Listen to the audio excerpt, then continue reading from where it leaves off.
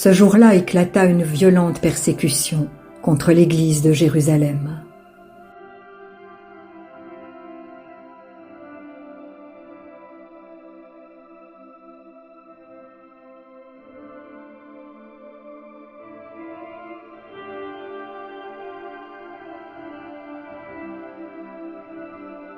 Tous se dispersèrent dans les campagnes de Judée et de Samarie.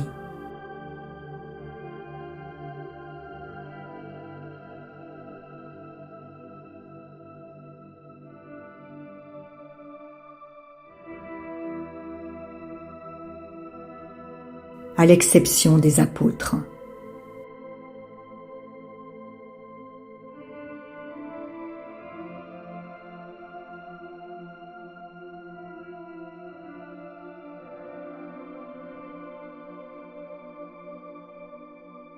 Des hommes religieux ensevelirent Étienne et célébrèrent pour lui un grand deuil.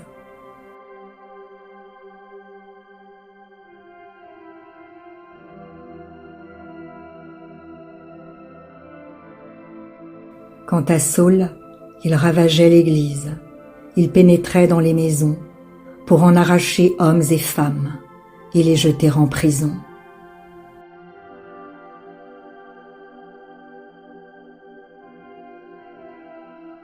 Ceux qui s'étaient dispersés annonçaient la bonne nouvelle de la parole là où ils passaient.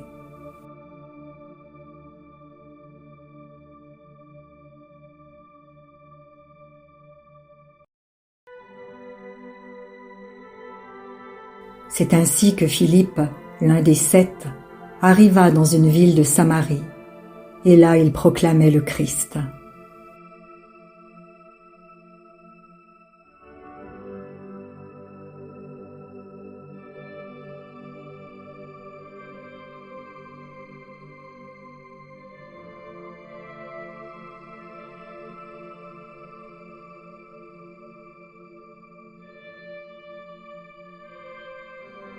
Les foules, d'un même cœur, s'attachaient à ce que disait Philippe,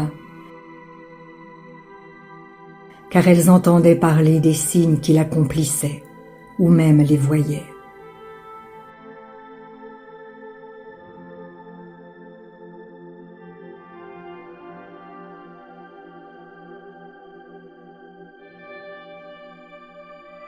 Beaucoup de possédés étaient délivrés des esprits impurs, qui sortaient en poussant de grands cris.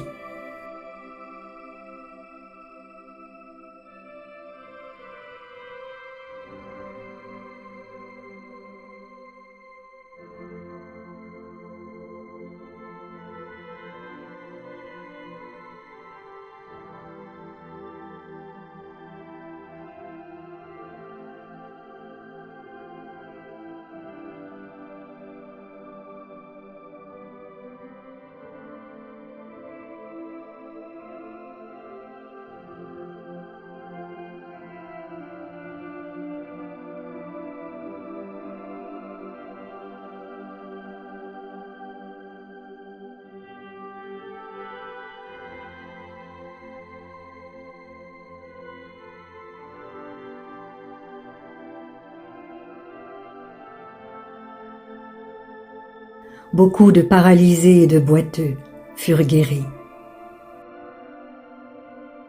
Et il y eut dans cette ville une grande joie.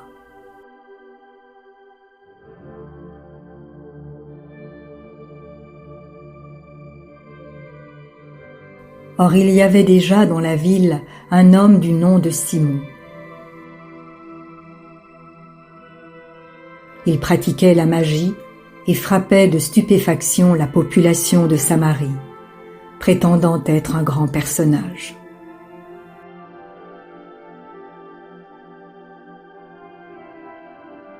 Et tous, du plus petit jusqu'au plus grand, s'attachaient à lui en disant « Cet homme est la puissance de Dieu, celle qu'on appelle la grande ».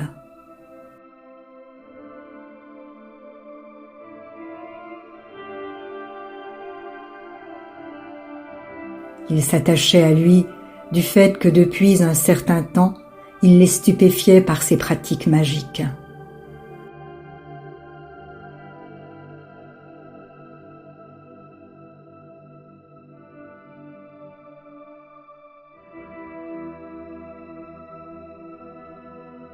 Mais quand ils crurent Philippe qui annonçait la bonne nouvelle concernant le règne de Dieu et le nom de Jésus-Christ, hommes et femmes se firent baptiser.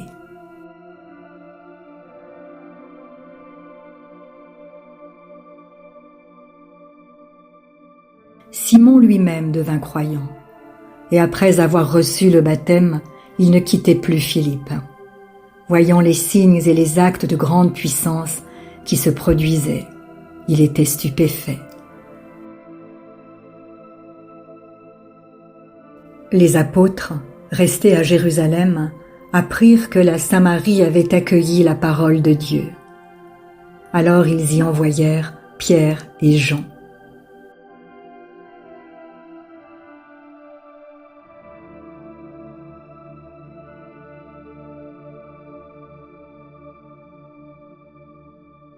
À leur arrivée, ceux-ci prièrent pour ces Samaritains, afin qu'ils reçoivent l'Esprit Saint.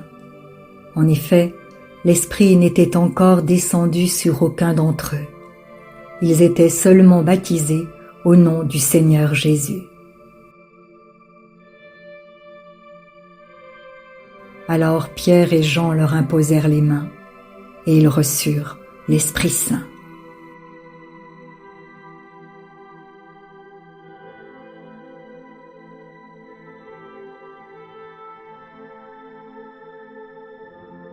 Simon, voyant que l'Esprit était donné par l'imposition des mains des apôtres, leur offrit de l'argent en disant « Donnez-moi ce pouvoir, à moi aussi, pour que tous ceux à qui j'imposerai les mains reçoivent l'Esprit Saint. » Pierre lui dit « Périsse ton argent, et toi avec, puisque tu as estimé pouvoir acheter le don de Dieu à prix d'argent. Tu n'as aucune part, aucun droit en ce domaine, car devant Dieu, ton cœur manque de droiture. Détourne-toi donc de ce mal que tu veux faire, et prie le Seigneur. Il te pardonnera peut-être cette pensée que tu as dans le cœur. Car je le vois bien, tu es plein d'aigreur amère, tu es enchaîné dans l'injustice. » Simon répondit, « Priez vous-même pour moi le Seigneur, afin que rien ne m'arrive de ce que vous avez dit. »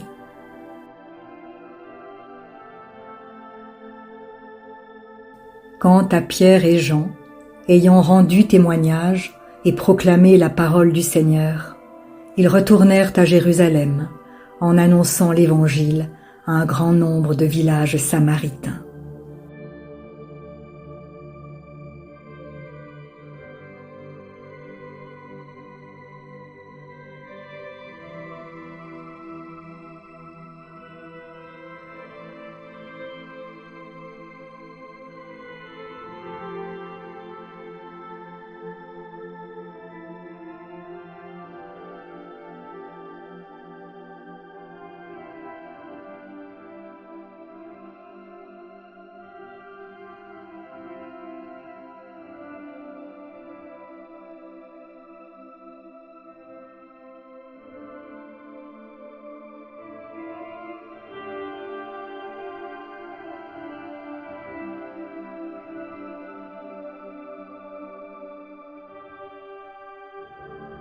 L'ange du Seigneur adressa la parole à Philippe en disant « Mets-toi en marche en direction du sud.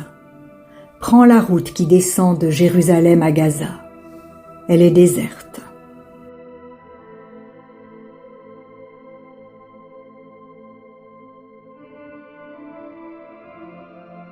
Et Philippe se mit en marche.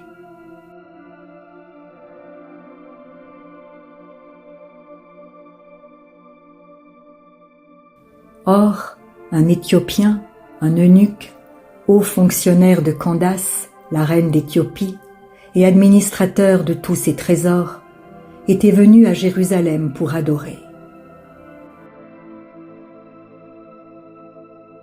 Il en revenait, assis sur son char, et lisait le prophète Ésaïe.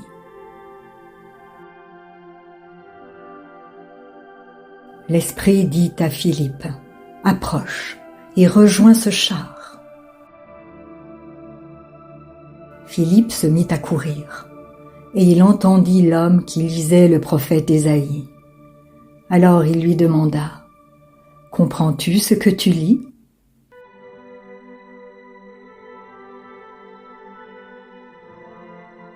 L'autre lui répondit : « Et comment le pourrais-je, s'il n'y a personne pour me guider ? »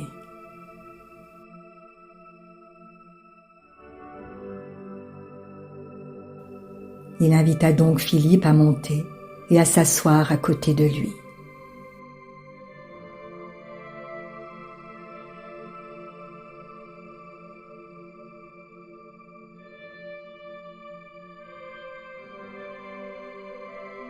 Le passage de l'Écriture qu'il lisait était celui-ci. Comme une brebis, il fut conduit à l'abattoir.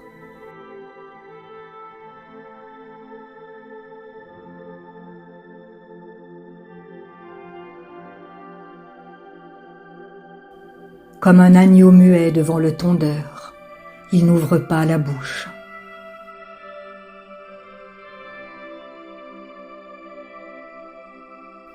Dans son humiliation, il n'a pas obtenu justice.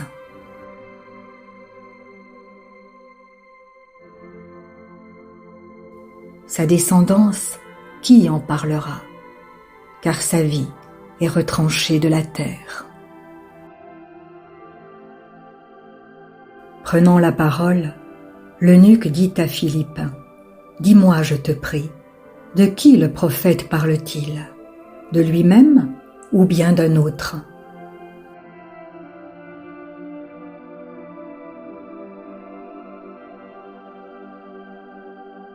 Alors Philippe prit la parole, et à partir de ce passage de l'Écriture, il lui annonça la bonne nouvelle de Jésus.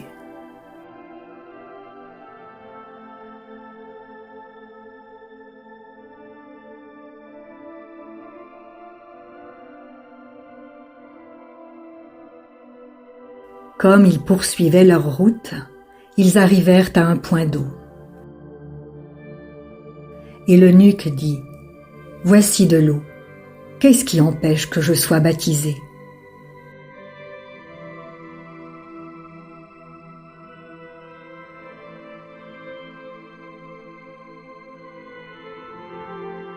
Il fit arrêter le char, ils descendirent dans l'eau tous les deux, et Philippe baptisa l'eunuque.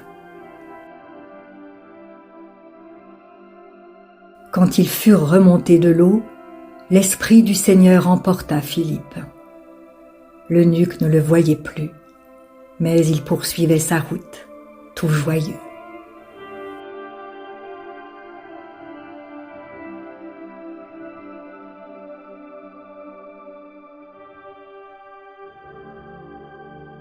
Philippe se retrouva dans la ville d'Ashdod. Il annonçait la bonne nouvelle dans toutes les villes où il passait.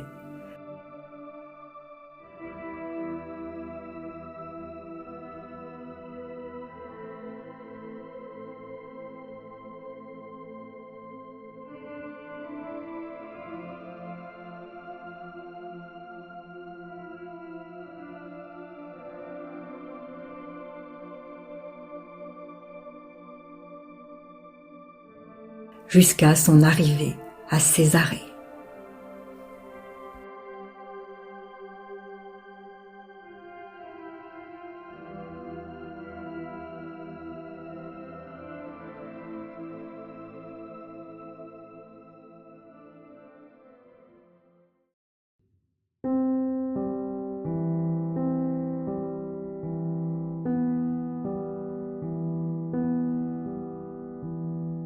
Si la parole de Dieu touche votre cœur, ne l'endurcissez pas. C'est Jésus qui se manifeste. Il vous dit : « Voici, je me tiens à la porte et je frappe. Si quelqu'un entend ma voix et ouvre la porte, j'entrerai chez lui. Je souperai avec lui et lui avec moi. » Alors, si vous n'avez pas encore fait de Jésus votre Sauveur et votre Seigneur personnel, vous pouvez maintenant le faire.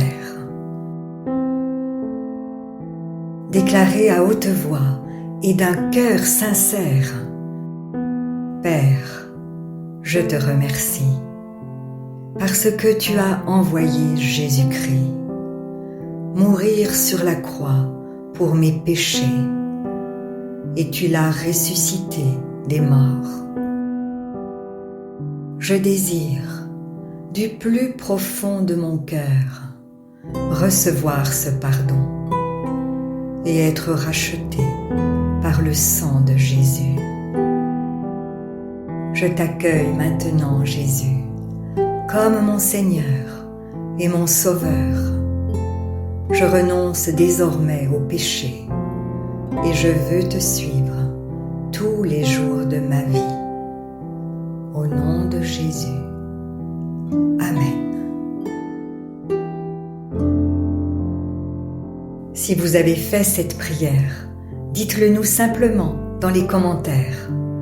Nous prierons pour vous et nous nous réjouirons avec le ciel tout entier, car Jésus a dit: sachez qu'il y a plus de joie dans le ciel pour un seul pécheur qui se repent que pour 99 justes qui n'ont pas besoin de repentance. Puis continuez de vous fortifier et de vous purifier par la parole de Dieu. La foi vient, mais elle ne vient que d'une seule source, de ce qu'on entend de la parole de Christ. Demandez à l'Esprit Saint de vous guider et de vous éclairer dans sa connaissance. Il vous conduira dans toute la vérité. Il vous équipera pour toutes les circonstances de votre vie. Vous verrez que peu à peu, il vous révélera ce que ne peuvent comprendre ceux qui ne vont pas dans la parole. Car l'homme naturel n'accepte pas ce qui vient de l'Esprit de Dieu. C'est une folie pour lui. Il est même incapable de le comprendre, parce que c'est spirituellement qu'on en juge. Et maintenant, ne restez pas seul. Trouvez une église qui se nourrit de la parole et y est fidèle. Soyez vigilants dans les enseignements que vous écoutez, car plusieurs faux prophètes s'élèveront et ils séduiront beaucoup de gens. Et en toute chose, faites une confiance absolue au Seigneur. Vous êtes richement bénis.